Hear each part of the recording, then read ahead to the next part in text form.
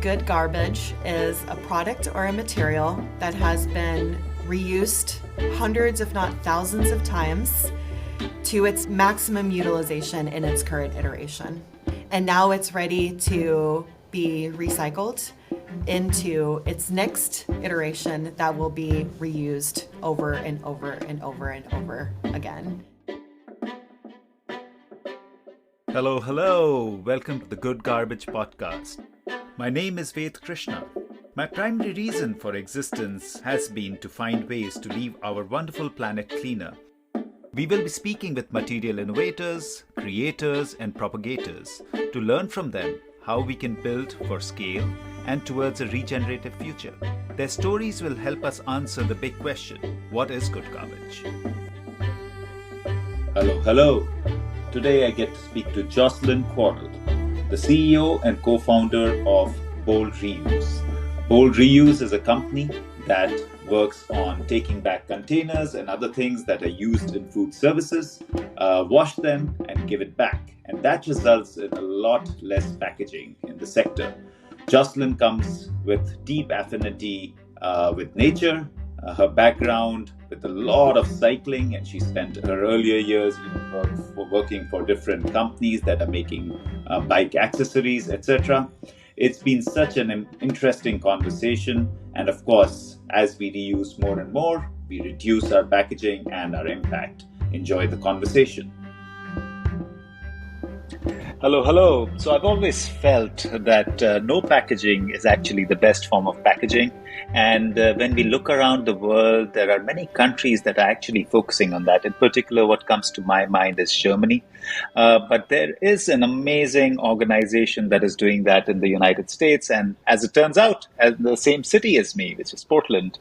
And we have the co-founder and CEO of Bold Reuse, Jocelyn Quarrell, is joining us today. And I'm so excited, Jocelyn, to have you on the show and to learn from you about this whole model and the ideas that you're taking forward. So welcome. Thank you. So glad to be here. I really appreciate the invitation. Great. Let's start with your background and where you grew up, and were there incidences or memories that enabled you to think about packaging differently that happened early on in your lives? Would just love to hear your journey on how you grew up and what were the impactful incidences. Sure. Yes. So I was born and raised in Texas. My father was in the Air Force. They're actually from California, but right before I was born, they moved from California to San Antonio, Texas. And that's when I came around, and kind of military family, a lot of focus. I have a younger sister as well, so my parents very active and designing a great life for us, and that often included summer vacations back to California to visit with my grandparents. And I distinctly remember from grade school being taught about recycling. I remember, in that same classroom with our tiny chairs, having those tiny waste bins too, one for trash and the blue one for recycling, and being instructed from a very early age, this is how you do this. This is one of the best ways that you can be really responsible for the planet and take care of the planet. So, back visiting with my grandparents in California, I distinctly remember rummaging through my grandmother's trash bin and pulling out like aluminum soda cans and telling them, Grandma, we got to save the planet. We got to put this in the blue bin. So there was definitely an inkling there. And I was a very active kid. I was an athlete growing up, and I was always a cyclist too, which in Texas is kind of weird. Even after I got my everybody is the pushes for the driver's license. But even after I got my driver's license, I really enjoyed spending time on my bike. And my bicycle and sports is really what started my career. So I went to school in Austin, Texas at St. Edward's University and got a business degree, but wasn't quite sure how I wanted to leverage it. At the time, I still am a big NBA fan. And so I went to a job fair just for NBA teams. And I got a few job offers and accepted one with the Boston Celtics. So sight unseen, I moved from Texas to Boston, Massachusetts, and started working with the Celtics. That's a big shift It was. It from was. It from was. down south to crazy cold weather. Yeah. But I want to Yeah. My touch a parents little. were like, "Are you sure?" Yeah. I was like, "Yeah, I'm sure. We're doing this." Just it's the Boston Celtics. I'm going to go there for Mhm. them. It doesn't matter what the weather Yeah. is like. But it's always amazing and it's beautiful to hear your story. Children are such a great motivator. And I always feel that we need to do more to bring these ideas early in childhood. I remember my daughter, who's 14 now, literally, so we have this amazing festival in India called Diwali, which is a lot of fireworks. And she literally banned us from those fireworks, which was such a big part of us. And, that is how you celebrate it. And she said, Dad, you're creating pollution. You talk so much about the planet. And now you're putting fireworks out. And we had to, for a couple of years, then we managed to literally hound her and let us do a little bit more of fireworks. But otherwise, we had to turn to Japanese lanterns. And that was it. Oh, I That was the love only thing that it. she allowed us. She said, I will not come to the festivals. So that's beautiful that, that you were able to also influence your parents and grandparents. I want to actually dig deeper Yeah. into your cycling life because that seems to run Sure. through your life. And I'm sure that being out in nature and cycling through, and you've done some crazy stuff there. So what was that like? And do you think that had influences on your life as well? I'm sure it did. Yeah, no doubt about it. I mean, like the pretty classic story of a kid on a bicycle, feeling the freedom of like I can go anywhere, I can do anything. That was my experience. Growing up in Texas, in the suburban Texas, I should say too. Not a lot of opportunities. I wasn't looking to get into trouble though. I was just looking to burn off my all my spare energy, and the bicycle is the perfect way to do that.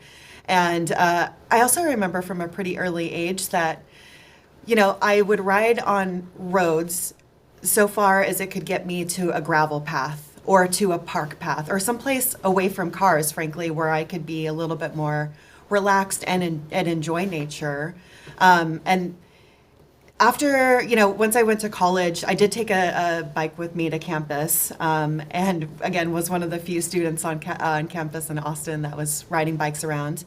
And then when I moved to Boston, I took my bike with me too, and I remember distinctly my very first ride in Boston, and it was absolutely terrifying. It was, I mean, a completely different environment, and I got really scared, and I actually had during the ride I hit this big pothole, and I got a flat tire, so I ended up having to like walk home. And I remember taking the bike and like putting it in a closet and closing the door and being like, that's not something I can do anymore. But I luckily, I was young and I was getting into the dating scene, and I encountered an individual who was really big into mountain biking. And so he encouraged me to get the bike out of the closet. He fixed it up for me, and I sort of, I fell back into it with even more enthusiasm than I had as a kid. And I really became, even in Boston, a super committed year-round cyclist. I chose to cycle not only because it made me feel good, but because I felt like it was the right thing to be doing in a dense urban environment. Not only was I saving money, and burning those pizza slices that I was eating for dinner, but I wasn't contributing fossil fuels. So, and that's what led me into my next professional venture, which was with Zipcar. As a cyclist, still occasionally needed a car to move heavy things around or take an out of city trip with friends. And that was right around the time that Zipcar was launching. And I was like, wow, this is a service that really works for me. And I want to be a part of this. I want to be a part of helping people realize you don't necessarily need to own something, especially when that something is bad for the planet, expensive to maintain. Even parking in Boston, you're spending hundreds of dollars a month just for a parking spot. So to encourage people to say, hey, you can give that up and still have access to this asset when you need it. Just share it amongst your fellow, cohorts in this community. So Yeah, there's an interesting segue. So I've been an athlete all my life as well, but my thing has been running and swimming. So as you get into Yep. this midlife crisis thing, I found all my Mhm. friends who were athletes either get into ultra running or get into triathlons.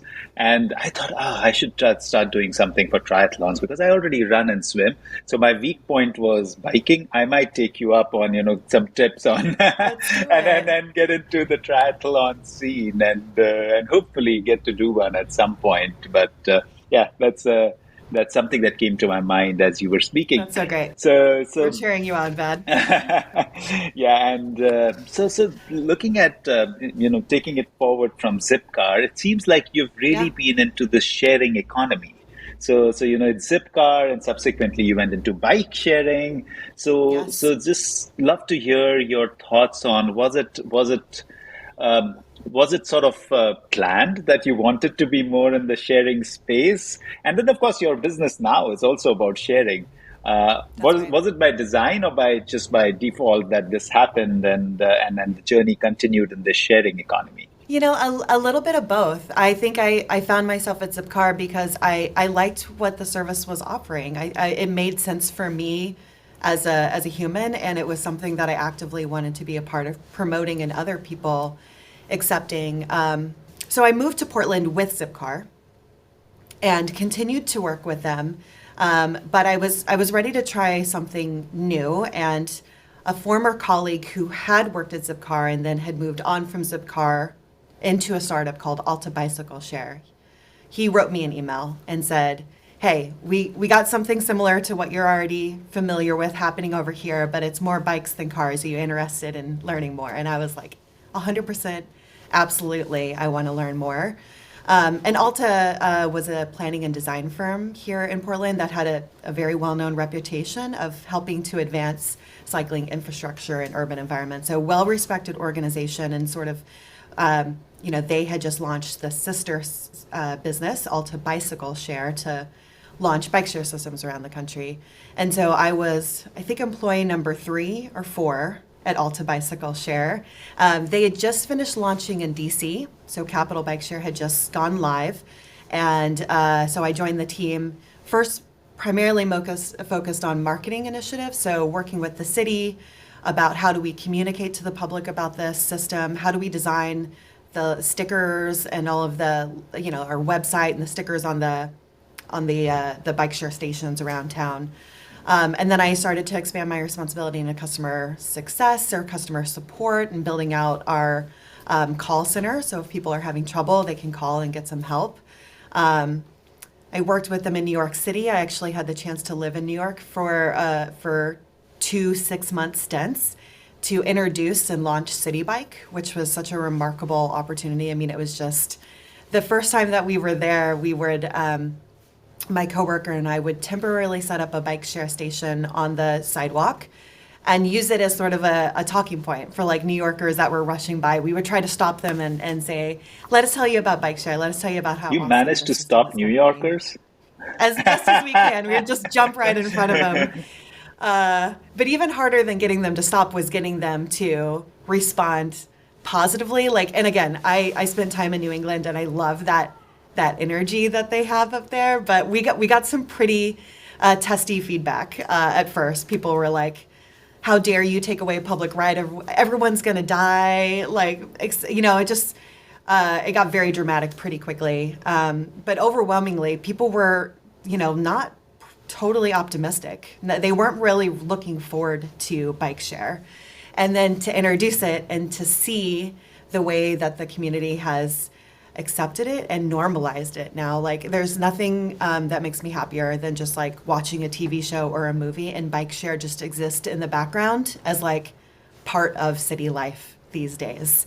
And I think that goes to show like not only does bike share make so much sense from just a value add perspective, like not everybody wants to go downstairs into the subway system to get to from A to B. Maybe it's a beautiful day. Maybe they want to get some movement into their day with their friend. And so to be able to enable that, make it really easy for them to make that choice and grab a bike and go to where they want to go, was a really special opportunity. Yeah, talking about cycling in New York, I have one of my dearest friends, and he's been there for a while, and he's always biked. And he lives in Berkeley, so it's probably a little easier than Manhattan.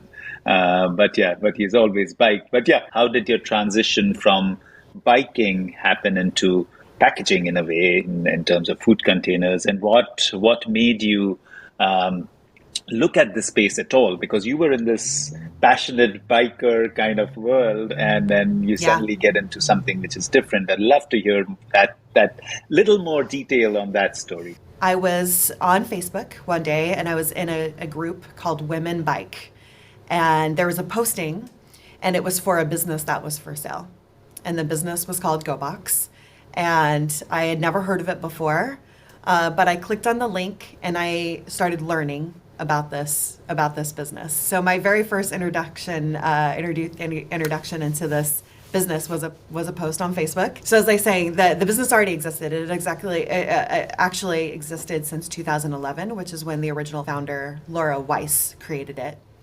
And it was really focused on downtown food carts, right? We had previously these whole city blocks that would be populated by food vendors and serving out just amazing food, right? Really servicing the downtown white collar scene. So there's all these high-rise offices, and people would want to go out and get lunch. They would grab the lunch from these food carts and then take it back to the office to enjoy. And Laura was the first to sort of recognize, why are we wasting all this? Like, these trash bins and these food cart pods are just overflowing with this garbage that was used for such a short period of time. I wonder if I could devise a system that enables the corporations to encourage their employees to check out reusables from the food carts and then be able to return those containers back to drop sites in the office building. So making it very sort of specific for corporate clientele to enable their lunches to be more sustainable with this reusable packaging. So that's where the business was when I clicked on that post on Facebook in late 2017. And I think the whole reason why I clicked on it was, meanwhile, I was learning about, I'm an avid public radio listener. And so I was hearing on NPR about this policy that China was enacting called the National Sword Policy. And NPR was explaining it that this was going to break America's recycling system, because China had been purchasing all of our recycling materials from us, but they had been doing that so that they could make new things from that material. And over the past few years, a lot of the material they were receiving, they couldn't make new things out of because it was such low quality materials. And so they just decided, we're going to stop doing this. We're going to stop buying this material because it's just turning into a waste problem that we have to manage. And that then the rest of the world points their finger, right, at China, saying, you're the country that's creating the most waste, but we're all shipping our waste there. So I was learning about how that system was functioning or not functioning well, and hearing about how America's domestic recycling market was going to have to make some really big changes. And then here's this fledgling company that was like addressing it in this teeny tiny little way, slightly disrupting the model and saying, hey, we not only do we have to like landfill is one thing, recycling is another thing. Let's focus more upstream. Let's try to introduce reusables. So here I come with this background in sharing systems and a passion for recycling, and acknowledging that like the system that we've been sold hasn't been working the way that we've been sold, the dynamics of it. And here's a little fledgling business to try to do something about it. So I spent about 6 months getting to know Laura, researching the industry. In late May 2018, I wrote a check for basically my entire life savings and handed it to Laura. You are a courageous woman. And then, so June 1st, 2018, I officially took over at GoBox, and Laura left. She was like moved out of state. Wow. So it was like, This is all yours. I mean, she was definitely there to support me with questions that I had, and there were many. Because Laura had been so thoughtfully containing the geographic footprint of her service to just downtown, there was sort of a waiting demand of clients outside of that area that wanted our services. So as soon as I took over, I was able to get a conversation going with New Seasons Market, which is a great local grocery store chain here. Yep. And so within 2 months of taking over the business, we launched in our first New Seasons location in Slabtown.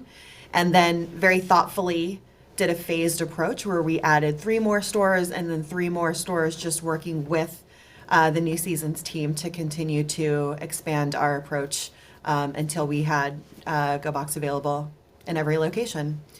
So that was 2018 into 2019. Yep. That we were growing pretty steadily locally. So.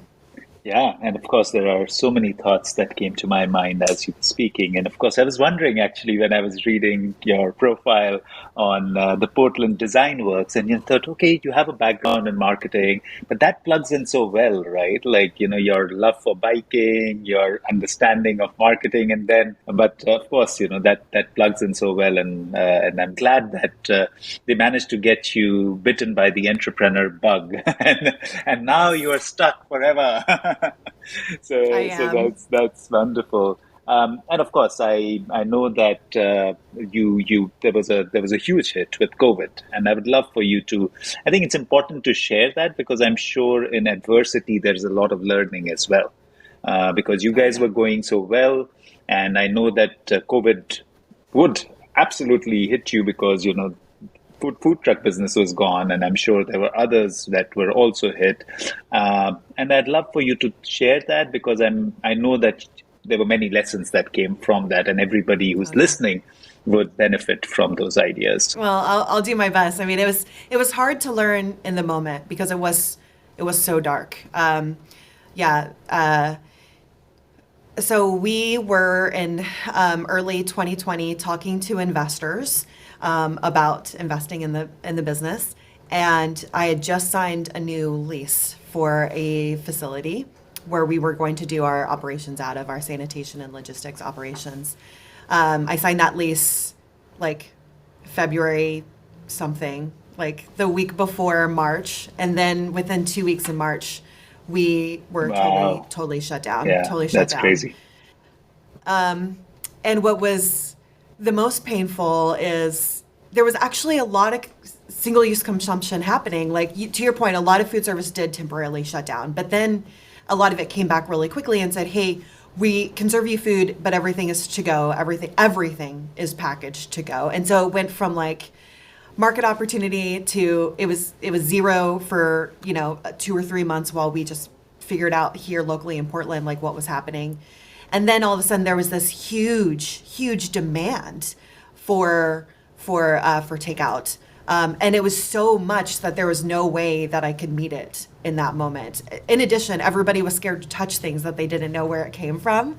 It was such a frustrating place to be because all of a sudden there was this explosion of single-use garbage and everybody was scared to touch things. There were more than a few weeks where I was like, I don't know if reuse survives this. As just a survival tactic, what I did was recognize that I don't have an educational background in this space, and so let me take this opportunity to do some continuing education about beyond just packaging, circular economics, because that's really the direction that I was pointing my business is how do we think about systems change in an effective way across the board. And then, of course, within circular economics, my focus is on packaging. So I joined an online workshop that the Ellen MacArthur Foundation was hosting in June 2020, so depths of the pandemic. But it just enabled me an opportunity to learn from circular economic experts how to think about systems change, how to approach system change. And then there was this really robust community that formed from it as well. And so an opportunity to talk to other people around the world about circular economics, about shared systems, about waste reduction, material reutilization. And it was very inspiring. So that was like the ray of hope through those darkest months, was just knowing that in my heart of hearts, knowing that humanity is going to leverage this black swan event to see a brighter future. And so let me spend my time thinking about that brighter future and what it's going to take to move there. And then when the opportunity starts to present itself, we can start moving forward again. Later that fall, we started to get some really exciting inbound inquiries from big businesses who saw that specifically. Like they were hearing from customers about we were bringing everything into our homes at that point in time. So the volume of waste that we were generating was right in front of our faces. We had to deal with it. It wasn't like we got a package at work and we could like just toss it into the recycling bin and the environmental services team would deal with it. It was in our house. We had to put it in our recycling bin or in our trash bin. And a lot of customers started pushing back. That's exactly what happened with Imperfect Foods. So Imperfect Foods is a direct-to-consumer grocery. And often when they're delivering these packages of food to their customers' doorstep, it's coming with a gel pack, like a reusable ice gel pack that helps to keep the perishables fresh until the customer can bring it inside. And so, and a lot of people made that switch during the pandemic, right? We're like, we're not going to the grocery store anymore, bring me my groceries. And so, but then a lot of these customers a month into the pandemic noticed that their freezers were full of gel packs because they couldn't stand to throw them away and they didn't have any other option, no other utilization, ways I remember use that. them. I was using Imperfect Foods as well. So I remember all Yeah. the gel packs we had in our fridge. Yeah, precisely. And some customers were saying, "Hey, we can't do this anymore. Like we have to cancel my subscription because my fridge is literally full of gel packs." And Imperfect was like, "Whoa, whoa, whoa, wait a second. Like our mission is to reduce food waste and waste in general. So let's launch a reusable packaging system." And so they called us in late 2020 to provide them with the support to be able to introduce that to their Pacific Northwest customers. So since January 2020, we've been working with Imperfect Foods to reuse gel packs, and 30 to 40,000 gel packs a week. So it's very high volume, and it's very visceral. Like I'm in our 8,000 square foot warehouse here in inner Southeast Portland, where we perform all of our reuse services, and you see these like we're moving pallets. We're moving pallets of gel packs. And when you think about all of that could be going to our local landfills after just a single use, the impact is it gets very real when you start to see pallets of things moving back and forth. So that was a really remarkable partnership that came out of, still pretty dark pandemic days. The other one was Starbucks. So they also contacted us in late 2020 and they wanted to launch a Borrow a Cup pilot. And so that's what we helped them do. This was in spring of 2021 in Seattle. So we temporarily expanded our operations from Portland to Seattle to be able to support them. And we were visiting 5 cafes every single day for 3 months. And every day we would stock clean cups that we had washed the day previous, and we would pick up dirty cups that customers had returned. It's a better user experience too. Like a reusable cup is going to keep your beverage warmer longer. It's going to potentially prevent leaking better. It's going to do all of this experience better anyways. So it's not just a sustainability play. It goes beyond that for a lot of these customers and clients that we're working with. Yeah, you're so right. Because when we look at our designs, so all our products are made from natural substances. And of course, I'm totally with you in terms of being able to, like I said right in the beginning, no packaging is the best packaging. And of course, we realize people are so used to convenience that we are in no position to stop that. So we might as well just change the packaging. But that said, ultimately, the key is if you can reduce it to the level which happens when you reuse, it's so much better to be able to do that, just to reuse time and again. In multiple ways. So just evolution of bold reuse, and I love the name, by the way, just straightforward, clear, it's bold reuse. And then that's brilliant. Action oriented. I want to hear also how we need to work. Yeah, I want to hear, of course, there must be your marketing brain, and I love your website also, just so simple, straight, clean, clear. And of course, I know that your own designy thoughts probably played into that. So how did the name come about? And I'm sure you played around with that. And then what has it morphed into as a company? What all do you do now? So GoBox worked so well for our pre-pandemic existence when we were literally focused on boxes. Like we had green clamshell containers. And it was, kind of a catchy B2C, more consumer-facing name and entity. But as we were pivoting more into enterprise, we needed a name that reflected that a bit more. And we really wanted it to be action oriented. We wanted the name to convey how we wanted people to act today, right? That like not even how, but like we must be bold right now in the decisions that we're making to build a better tomorrow.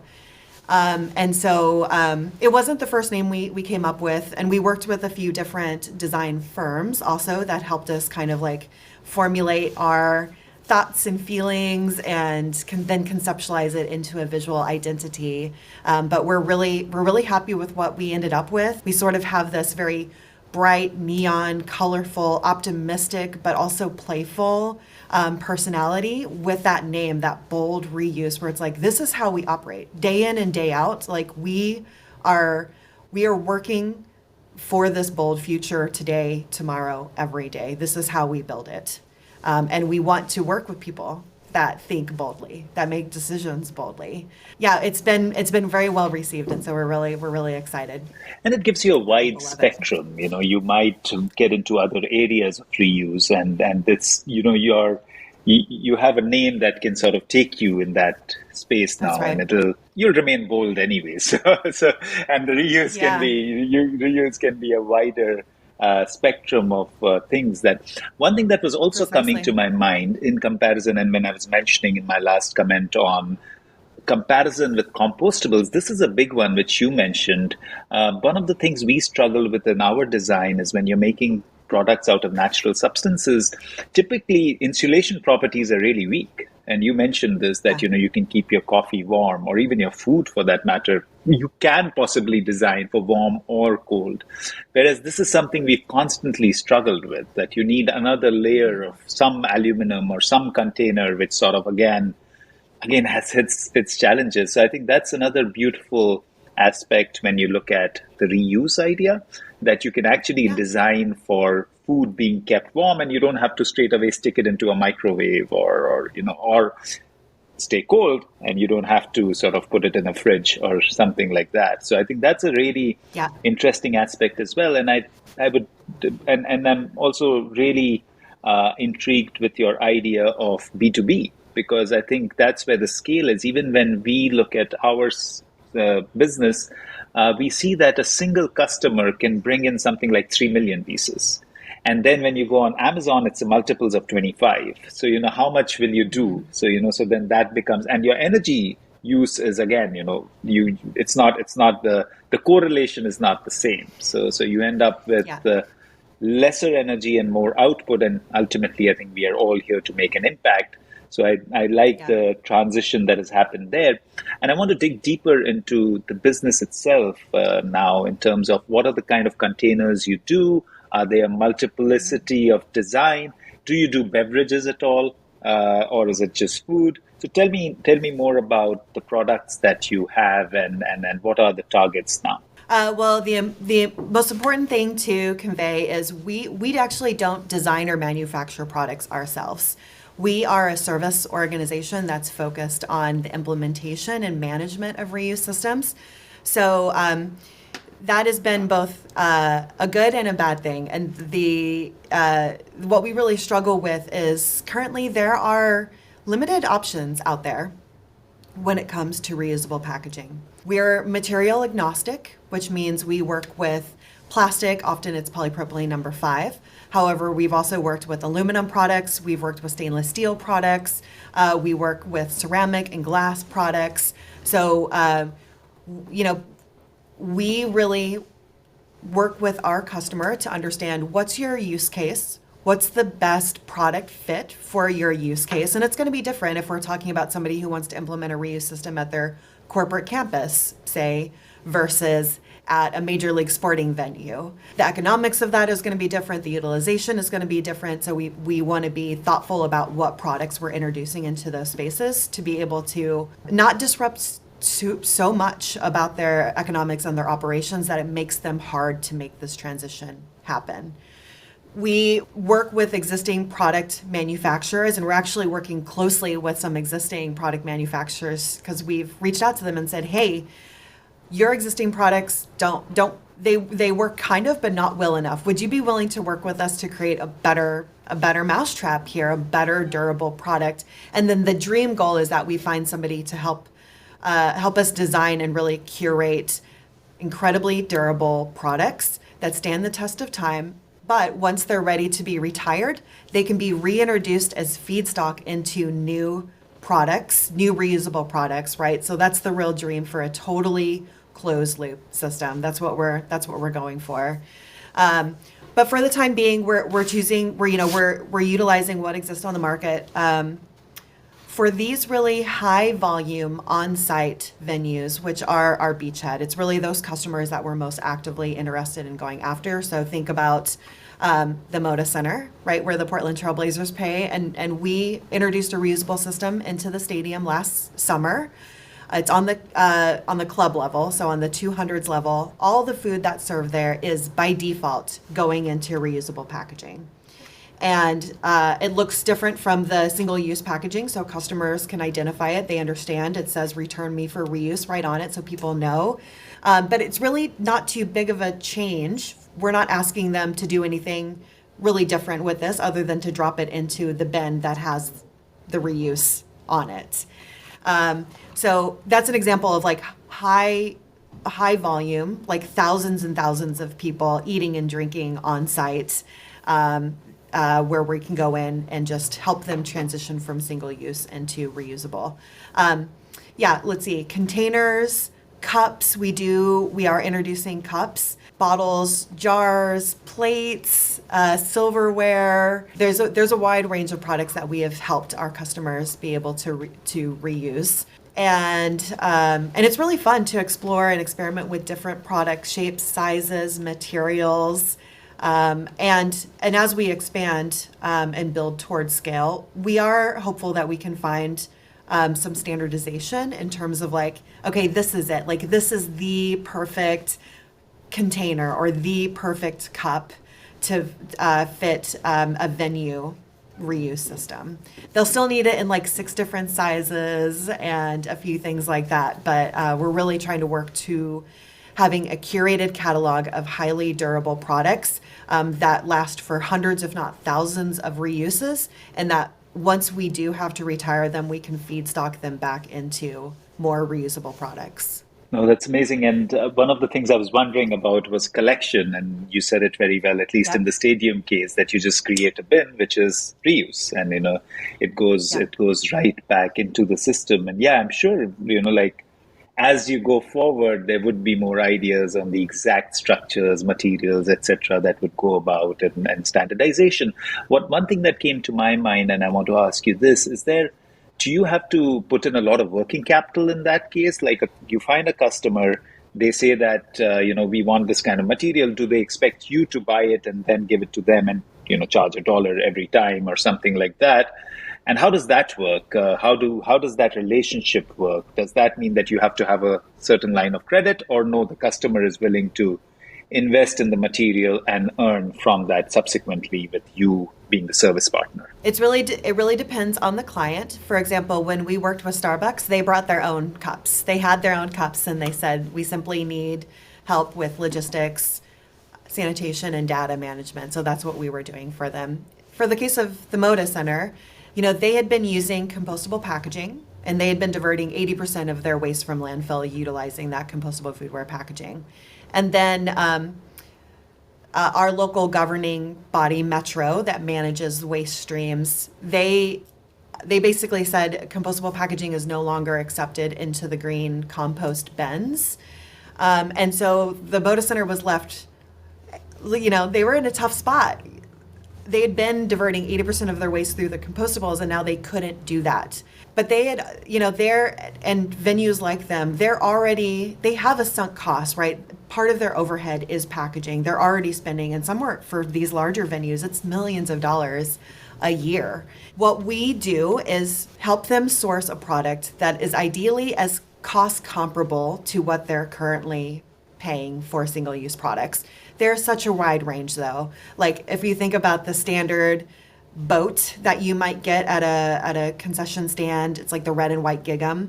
That's a very cheap product, right? So it's hard to find a durable product that's as cost comparable. Everything's going to be more expensive than that product. And so we run these ROI calculators and explain to our clients, look, the initial investment in inventory is more than you would normally spend on single use, on this single use product. But for this other single use product, like this big bowl, you're paying 75 cents for it right now. We can save you. We can save you 30 to 40 cents per product. So it's really helping them sort of take full scope of what is all the packaging that you're using right now. Where does it make sense to start introducing reusable, both from an economic perspective and from a use case perspective? We would like to take a minute to thank our sponsors.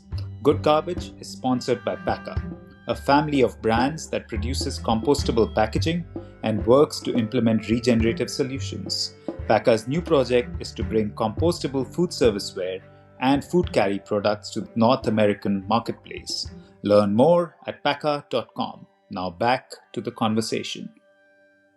So in terms of logistics, there must be a lot of effort that needs to be made in terms of collection. And then do you have a place where you sanitize, you wash, you sanitize, and you give it back to the customer? That must take a lot of effort to sort of manage. And how does that work? Sure.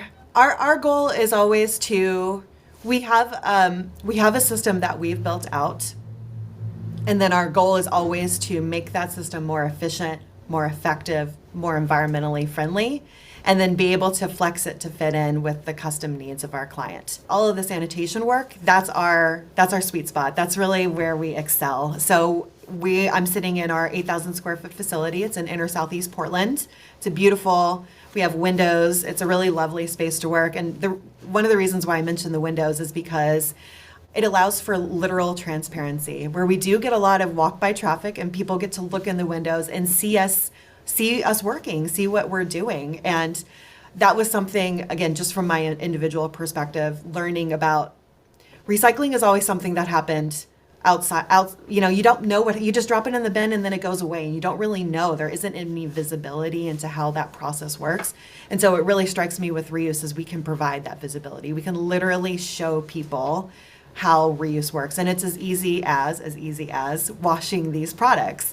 That's to oversimplify it, because when we're talking about washing 30 to 40,000 gel packs a week, thousands of cups and containers, it's not like a standard at-home dishwasher that we're using, right? We're using commercial grade equipment, and we're actively, every single day looking at the numbers, pushing for efficiency, pushing for employee health and safety as well, and then also pushing for food safety compliancy. So we've invested a lot of time and resources into learning how global food manufacturing compliances can be modified to plug into supporting our business. Because again, we're not working with food. There's no food or ingredients or allergens or anything on site here. It's just packaging, which is a food contact surface. And so, but similar to how your restaurant or grocery store is careful and thoughtful and has food safety regulations that they abide by to make sure that they're not getting anybody sick, we're doing the same thing in our business, which is kind of, we're not regulated yet. There isn't a governing body locally or at a national level telling us how to do this or how not to do this. We simply see it as a responsibility that we have. Super. Two connected questions to that. What about, so when you look at cost comparison, and I'm sure you mentioned it in between, and I'm sure you have to do that all the time, especially in comparison with a single-use product, be it compostable or non-compostable, my presumption is that you could possibly be lower in cost in the life cycle. Not obviously upfront, of course, it will be higher. How does that work out? And especially considering that you have to haul it away, you have to take it through a washing cycle. There is people, there is water, there is soap, there is whatever else, reshipping. Does that work out any better than continuing to buy single use, or is it comparable? And the second factor which is really important again is the life cycle analysis. In terms Yeah. of, because this is a question that we struggle with a lot, especially because we do provide single use products, and there's a question that comes up: what is better for the life cycle analysis? Because there is ultimately a carbon cost, like you mentioned, in moving back and forth. There is an electricity cost in washing. There is a soap kind of usage, and water that could be probably recycled or go out of the facility. So how do those two Yep. things work? Cost and life cycle impact on the planet. Yeah, as I mentioned, we're working very hard to try to get the cost for reusable packaging equal to or less than disposables. And often when we're talking to our clients, we're encouraging them to not only think about the amount of money that they're currently spending on packaging, but you have to take in consideration your waste management cost as well. And a lot of our clients also, on top of just your basic contract, to haul landfill or recyclables or compost away, if those streams, particularly recycling and compost, if those streams aren't clean, the waste management companies will fine the businesses and say, hey, this is a penalty because these streams were dirty, and now we have to do post-sorting work to be able to manage it. So taken all together, we can help our clients get a better understanding of their full cost for single use.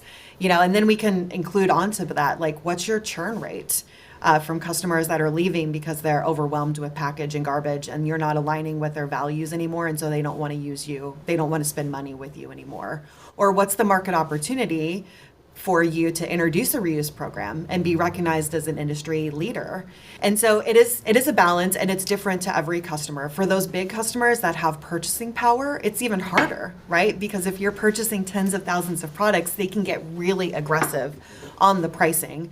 But again, we're trying to transition them over, and at that scale, we can be very competitive with our pricing as well. For most of our clients, when we process them through our ROI calculator for these reuse programs, we can clearly show that typically within 18 to 24 months, they're going to get a return on that initial inventory investment, and then we're just going to get more lean from an operational perspective and be able to get more and more cost comparable for them while adding additional value. Like, no one that's selling single-use packaging right now is also providing them with a data dashboard that explains how their single-use packaging is working and meeting their ESG goals. Like, that's a value add that we're providing them. And one of the other things that we're building out into that software support platform is an LCA. That's not just based on the materials, but actually considers our operations as well. So we have not done that yet. I'm sure your audience might not know, LCAs are expensive, right? It is a highly technical process that you hire a third-party firm to do, and they pick and pull apart every little piece of your supply chain, procurement, operations, and it's an intensive thing to go through. It's something that we will be going through this summer. However, even up to this point in time, we have felt confident that our approach is environmentally sound and will only get better as we learn from our experience. There are existing LCAs out there. There's actually a great nonprofit organization called Upstream. They're based in California, and they've done a lot of research around reuse in particular, and share out a lot of these studies that show in an overwhelming number of cases, reuse is always going to beat anything single use, even when you consider water utilization, vehicle miles traveled, ocean acidification, because that's LCAs will go that deep into like all the different ways, like land use, everything like that. It can vary wildly though, depending upon the material, right? What tends to come out on top is polypropylene number 5. Because it is lightweight and pretty darn durable, and it can be reused a number of times. Like for our containers, I think the estimation is between 20 to 50 reuses before this negates its initial impact from production and transportation over here. And then, every use after that, we take into account our operations, but it is more environmentally friendly than creating something new to use just once and throw away. But each material will have a slightly different number of use cases that it has to go through before it negates. The heavier material, like aluminum, stainless steel, it takes more reuses to negate its environmental footprint before you can start basically seeing that environmental bonus taking place from the number of reuses that are happening. I'm seeing that, you're clearly looking to expand. There was Bentonville, there was Park City. Yep. They were very random in a Yep. way. It wasn't like, okay, I'm going to Seattle and I'm going to LA and I'm going bigger. So, of course, would love to just throw a little bit of light on how do you plan to scale. Say you can look at the time frame as you want to see it, maybe 3 years, 5 years, 10 years. How do you see bold reuse scaling? And then building towards impact. And you can use numbers, whatever numbers suit you. But what would be your dream? What would be your vision in terms of scale? And like you said, you're looking at a replicable model, but will obviously need a lot more human power, logistics, etc., to come in apart from capital. So what are the plans there, and what is your dream situation in the next 5, 10, 15, 20, 100 years? Our scaling model to date has been win a contract and go where the customer needs us to. We haven't raised money yet, so we have to be really thoughtful about where we spend our limited resources. So we expanded to Park City once we won a contract with the city of Park City to implement a reusable program there. It was a short-term program. It was an EPA-funded grant, so we were there for a short time to sort of launch, manage it. And what we had really hoped for, the city and Bold, was that we were going to be able to find some additional funding to expand the program beyond the EPA grant. And that didn't happen in time for us needing to close that pilot down. But Salt Lake City and Park City, I think, is a very interesting market to us for sure. So as it relates to Bentonville, Arkansas, we work with a company called Loop. They're the sister company of TerraCycle, right? And they're working with brands and retailers to introduce reusable packaging like 7th generation dish soap into an aluminum bottle that you can buy at a Walmart. And so that's exactly how we're working with them in Bentonville, is to introduce the Loop reusable packaging program into Walmart locations in Bentonville, Arkansas. We do all of the mission critical services for them. So we're the ones visiting those stores, backhauling products, data collection, helping them do customer refunds. And so that's why we're in Bentonville, kind of an unusual environment. Although I have to say, I do love Bentonville. It's a cycling, off-road cycling mecca. They have tons and tons of trail. One of the Walton grandkids is really into mountain biking, and so he's built out a lot of infrastructure there. But that's a type of client where it's like you can't pass this up opportunity, like the opportunity to work with Walmart as they introduce reuse. Heck yeah, we'll go to Bentonville, Arkansas for that. So, and then we're actively building out a pipeline for Seattle and for LA. But again, just because of our limited resources pre-capitalization, we have to be really thoughtful on the timing to move to these. We can't really afford to go in, sign a lease, and not generate revenue pretty immediately to help cover those costs as we expand. Yeah, we take care of our people well. We pay them above minimum wage. We introduced health insurance this year. And again, we are a very small company. This is not easy for us to do. But we attract high quality people that they could work in fast food. They could work in retail. They choose to work with us because they feel good about the impact that their work is providing their community. And they feel good about, us as leaders and the culture that we're building with the organization. We're really proud of our team. It's up to 11 people, 10 full-time people, 1 part-time person. And of that group, over 70% of us identify as female, and over 40% of us identify as BIPOC. So we have a very diverse team. And it's a superpower. It's not necessarily recognized by everyone as a superpower yet, but it is for sure. And we are really grateful for those partners and those investors and mentors that we work with that recognize that's a superpower of ours, and really help us leverage it. Absolutely is. And we just became 50-50 on our leadership team, men and women at least. So that's just like, it's just wonderful. And it's so important to have. In fact, I'm going to have Tom Zaki on the show in a couple of weeks. So in case you have any questions on TerraCycle, do send it to us, and we'll pose to him.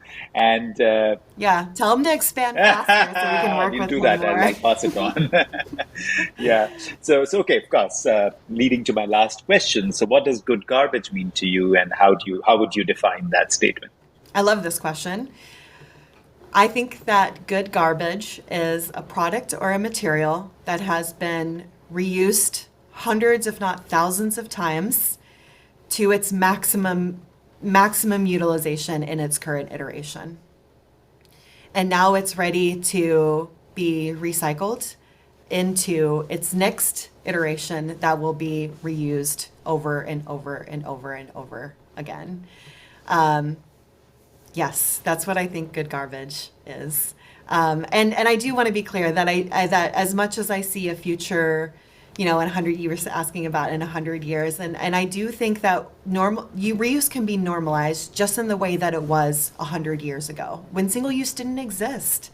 And so, but realistically, it's going to be a combination of solutions, as much as we can focus on downstream solutions that help to reduce not just waste, but also material utilization and all the emissions that come from all of the life cycle as well, the better off we will be. So we're excited to be part of a solution part of a mix of solutions that I think can really help to transition and allow us as humans that continue to grow to live in balance with this planet that has a finite number of resources. Reuse is how we do that. Reuse is how we don't just keep taking and taking and taking without being thoughtful about how we're using what we're taking. Yeah, that's a brilliant definition. We haven't had that before. So I'm glad that it came from a different sort of model, which is brilliant. Jocelyn, it's been such a joy to talk to you, and I'm really looking forward to seeing this change happen. And I know that it just doesn't need to be limited to ready to eat food. It can be in packaged food, and how do you build a reuse system within supermarkets and that sort of thing. So I wish you nothing but the best as you build bold reuse, and I think the boldness hopefully will stretch way beyond what you're even imagining now. So thank you so much for being on the show. Thank you for your time. It's been such a joy talking to you. Thank you, Ved. Likewise. Thank you again for the invitation. Thanks for the great work that you're doing. It was such a pleasure chatting with you. And hopefully this isn't our last conversation. Let's stay in touch. Thank you for listening to the Good Garbage podcast. Follow us on social media to never miss an episode. Links are in the description below. I'm your host, Ved Krishna. See you next time.